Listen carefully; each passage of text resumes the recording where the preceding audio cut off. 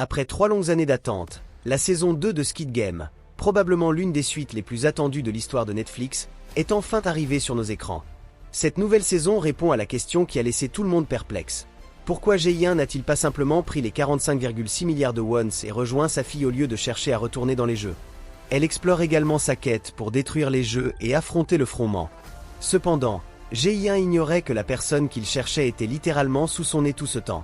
Avec une fin qui prépare parfaitement la saison 3 qui sera aussi la dernière de la série et une scène post-crédit laissant entrevoir ce qui nous attend, plongeons dans l'explication de la conclusion de cette saison. Attention, cet article contient des spoilers.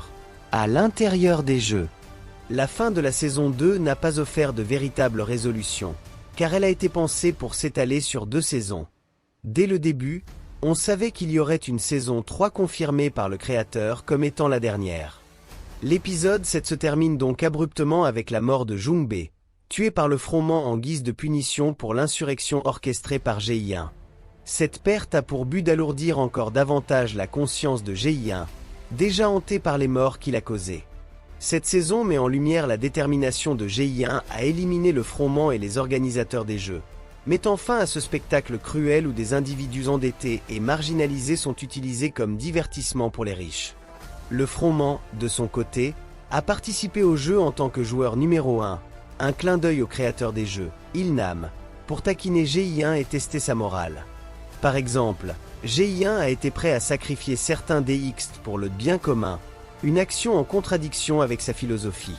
Dans la bataille finale, Jae-in a été abandonné par les hauts, civils, et plusieurs membres DX ont été décimés. Cela garantit que les hauts auront la majorité lors du prochain vote, ce qui signifie que les jeux continueront, avec un jackpot encore plus conséquent. Les parallèles entre Jae-in et Ino. Jae-in et le frondement, Ino, ont des parcours similaires mais opposés. Le frondement, en racontant une histoire inventée sur une femme enceinte et malade, révèle indirectement les cicatrices de son passé. En réalité, sa femme est décédée, et peut-être portait-elle son enfant. Cette tragédie pourrait expliquer la froideur et la cruauté d'Ino dans les jeux. Sa douleur pourrait être la raison pour laquelle il fait payer les autres à travers ces jeux macabres. Il est probable que la saison 3 explore davantage son histoire. Le sort des autres personnages. De-ho, paralysé par la peur, n'a pas pu affronter les coups de feu, probablement en raison d'un PTSD lié à son passé de marine.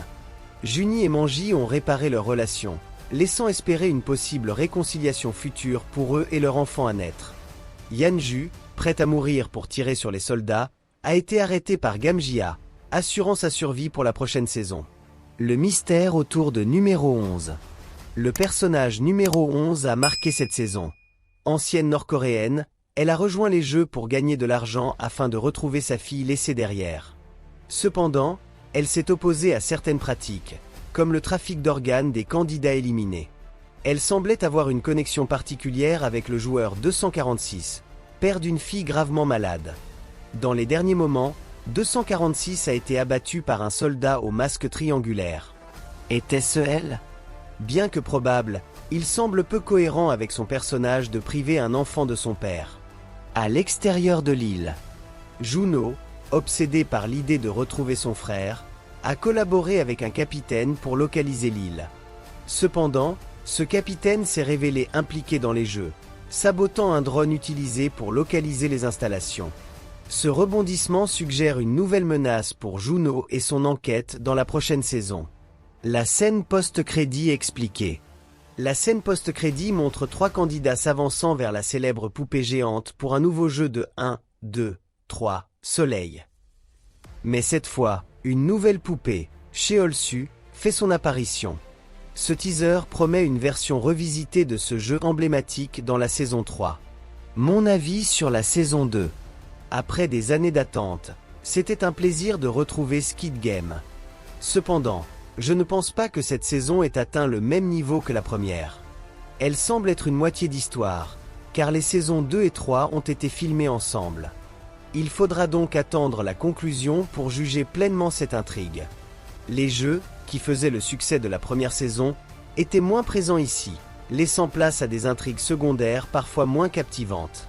Certains moments, comme la mort de Young-mi, tentaient de reproduire l'impact émotionnel des scènes de la saison 1, mais sans la même profondeur.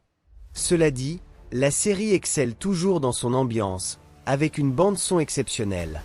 Les 2 premiers épisodes, notamment la traque du recruteur, étaient particulièrement captivants, tout comme le final avec ses batailles spectaculaires. Et vous, qu'avez-vous pensé de cette saison 2 ?